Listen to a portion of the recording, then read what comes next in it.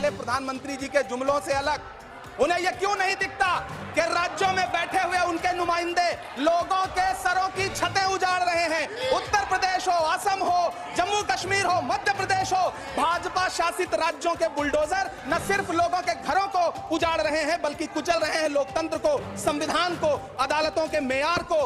रहा नहीं जाता, तड़प ही ऐसी है ना। लेकिन झील में पानी बरसता है हमारे देश में, झील में पानी बरसता है हमारे देश में, खेत पानी को तरसता है हमारे देश में, जिंदगी का हाल खस्ता है हमारे देश में, दूध महंगा खून सस्ता है हमारे देश में। समझ रहे हो? समझ रहे हो?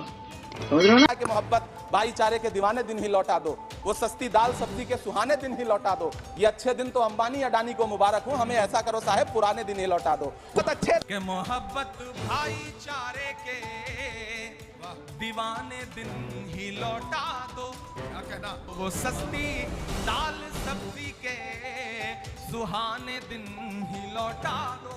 ये अच्छे दिन तो अंबानी अडानी को मुबारक हो, हमें ऐसा करो साहिब पुराने दिन ही लौटा दो। मोहब्बत भाईचारे के दीवाने दिन ही लौटा दो, वो सस्ती दाल सब्जी के सुहाने दिन ही लौटा दो।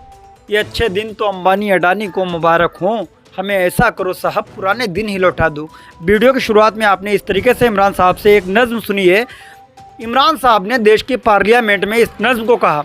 पक्ष और विपक्ष यानी एक तरफ से तालियां बजी इमरान साहब की तारीफ़ में तो दूसरी तरफ हंगामा होने लगा, उनको ये शेर पसंद नहीं आया।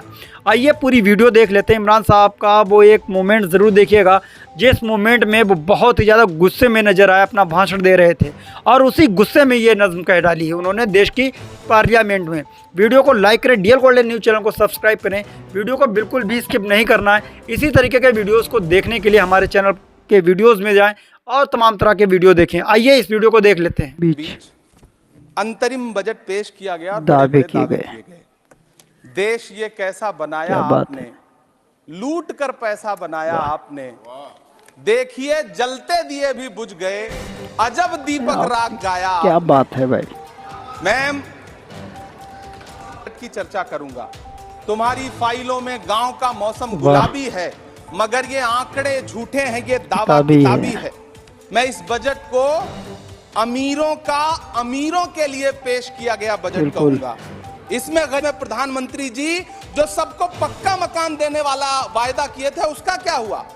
लोगों के सरों पर छत देने वाले प्रधानमंत्री जी के जुमलों से अलग उन्हें यह क्यों नहीं दिखता कि राज्यों में बैठे हुए उनके नुमाइंदे लोगों के सरों की छतें उजाड़ रहे हैं।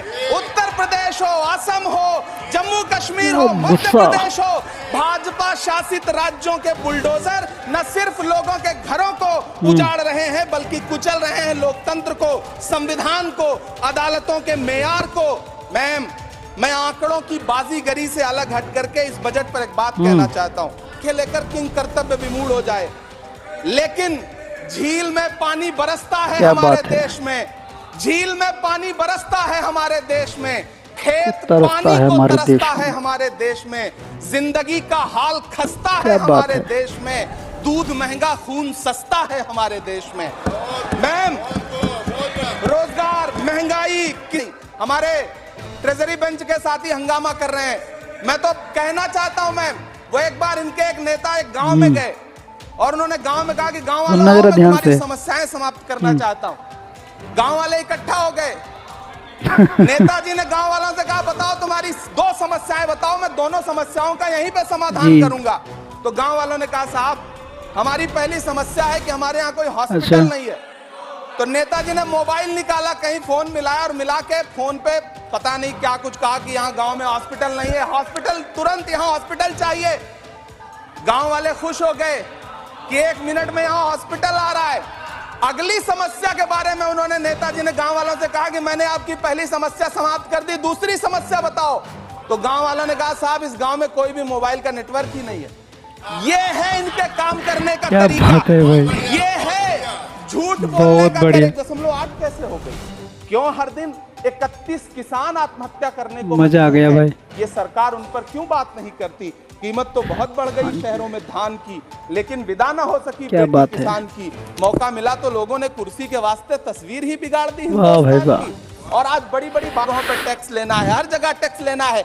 मिडिल क्लास से आपका कोई रिश्ता नहीं। मिडिल क्लास तो आपसे कह रहा है कि मोहब्बत भाईचारे के दीवाने दिन ही वाह। लौटा दो, वो सस्ती दाल सब्जी के ओए सुहाने हाय दिन हाय। ही लौटा दो।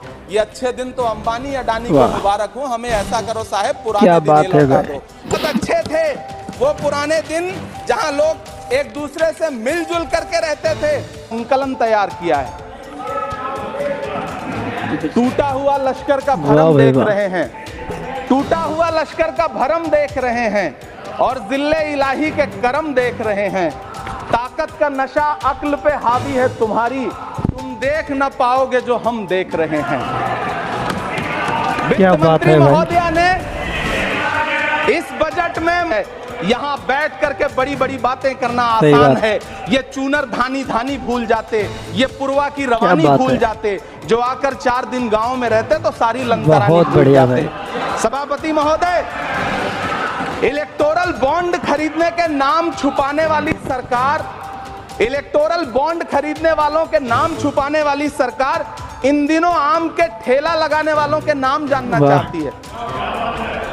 मुझाबों या आम सांसों के लिए ऑक्सीजन तलाशने वाले किसी इंसान ने ऑक्सीजन लाने वाले किसी इंसान से पूछा था कि कृपया ऑक्सीजन लाने वाला बैठे-बैठे इंसान नहीं हिंदू बोले, है या सुने माननीय मुसलमान है? सदस्य। मुझे पूछना है कि लावारिश लाशों के लिए कोरोना में कांधा कृपया। देने वाले, चिताओं के लिए लकड़ियां सजाने वाले किसी इंसान से पूछा गया था उसका नाम, उसका सही बात मजहब, है। लेकिन इन दिनों पूछा जा रहा है। सभापति महोदय, अफसोस देश के प्रधानमंत्री जी ने कभी न टूटने वाली चुप्पी ओढ़ ली है। सभापति महोदय, जनता ने 63 सीटें कौंधे उजाड़ कर जश्न मना रही है। गुस्सा। सभापति महोदय, मेरा बहुत भावुकता के साथ देश के प्रधानमंत्री से सवाल है कि इन उजड़ते हुए मकानों और बेघर होते हुए घरों को देख करके आपको नींद कैसे आती है, क्या आप सो बात है कैसे भाई। पाते हैं? मेरा सवाल है इस देश के प्रधानमंत्री से, या तो लोगों के घरों से उजाड़ना बंद करिए या फिर करोड़ों मकान बनाने की झूठी घोषणाएं करना सुनने की आदत नहीं है। सभापति महोदय, जब आप इनसे सवाल पूछिए तो कृपया ये कहते शांत हैं कि रहिए। आप बताइए 70 साल में आपने क्या किया है। कृपया मैं तो शांत- इस सदन में शांत- कहना चाहता हूं सभापति महोदय कि हमसे 70 साल का हिसाब मांगने वालों, जो सरकार अपना चलाया हुआ 2000 का नोट 7 साल नहीं चला सकी, वो हमसे 70 साल का क्या हिसाब बात मांगती है है। सभापति महोदय, मैं अंत में आपसे यह कहना चाहता हूं, ये बजट बैसाखी पर टिकी हुई कृपया सरकार सुने। का कुर्सी बचाओ बजट है। सुने। इस बजट में राज्यों के साथ, किसानों के साथ, नौजवानों के साथ, महिलाओं के साथ, देश के मिडिल क्लास के साथ अन्याय किया गया है और इस अन्याय का खामियाजा आपको महाराष्ट्र, हरियाणा और झारखंड के चुनाव में भुगतना पड़ेगा।